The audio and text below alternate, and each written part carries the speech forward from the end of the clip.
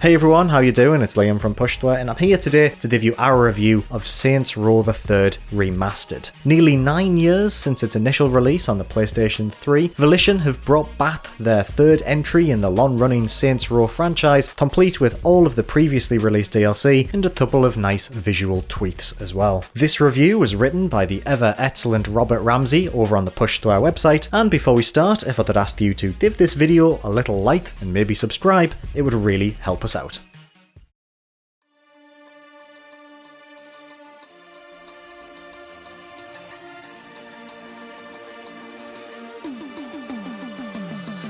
Hearing Troy Baker shout, "Get the out of here" as you punch a policeman, swearing as privates, is still pretty funny. In fact, Saints Row the Third in general is still pretty funny, at least some of the time.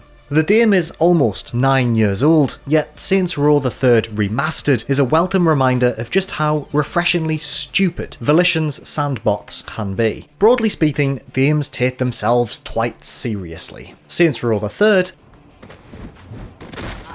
does not. It actively encourages you to be as dumb as possible, clotheslining random pedestrians just so that you can hear your custom character say something like, "That's gonna leave a mark." If you're able to embrace the game's absurdity, it still offers up some grin-inducing fun here in 2020. For the uninitiated, Saints Row the Third follows the story of a criminal Dan known as the Third Street Saints. At this point in the series, their exploits have catapulted them to stardom. They're now treated like Hollywood stars, even when they're robbing banks, stealing cars, and performing impromptu wrestling moves on the elderly. Naturally, all of this comes crashing down within the first 20 minutes of the game. Quite literally, as the Saints are forced to escape a falling aircraft after they're captured by a rival Dan. The opening mission certainly sets the tone for the rest of the experience.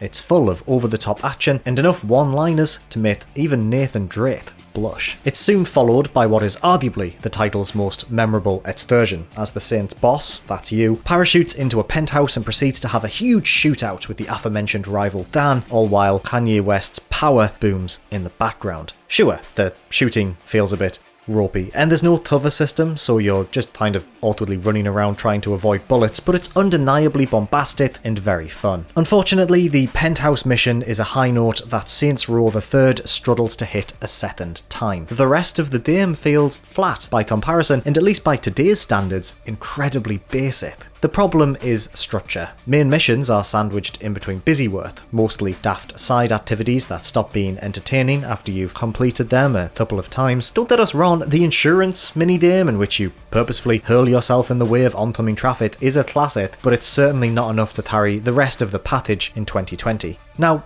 look, we don't want to be overly critical of Saints Row the Third. There are still some highlights hidden among the mediocrity. The bottom line is that it's still perfectly capable of making you smirk like an idiot if you're willing to switch your brain off for an hour or two. Anyone who's driven a nitro-boosted golf cart the wrong way down a busy road while blasting Tort's It's My Life will know exactly what we're on about. It's just a shame that a lot of the title doesn't hold up especially well all these years later, and sadly the same can be said of the visuals. The remaster does get a number of things right. There are new character, car and weapon models, while the overhauled weather and lighting effects can look great, but it can't mask the dreary last-gen greys and browns of the city. It just isn't a particularly attractive game, and the not quite comic book art direction is very much a product of its time.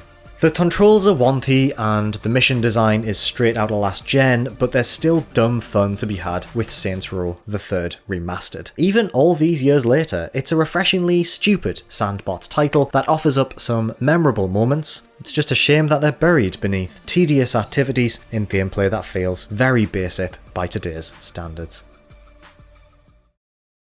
So there we have it, our review of Saints Row the Third Remastered. I've also been playing this over the last few days, and I have to agree with Robert, it's perfectly fine. If you've played this before, it's more of the same, to be honest. And if you've never played this before, it's kind of hard to recommend. There are so many other open world games out there that do this much better. Saints Row is its own thing, and I think it's definitely been missed this generation. It's a shame we never got a true Saints Row 5. But yeah, it's empty calorie comfort food. That's probably the best way I can describe it. For more reviews, make sure to head on over to our website. If you enjoyed this video, please give it a like, and make sure to subscribe to Pushthware for everything PlayStation. Thank you very much for watching.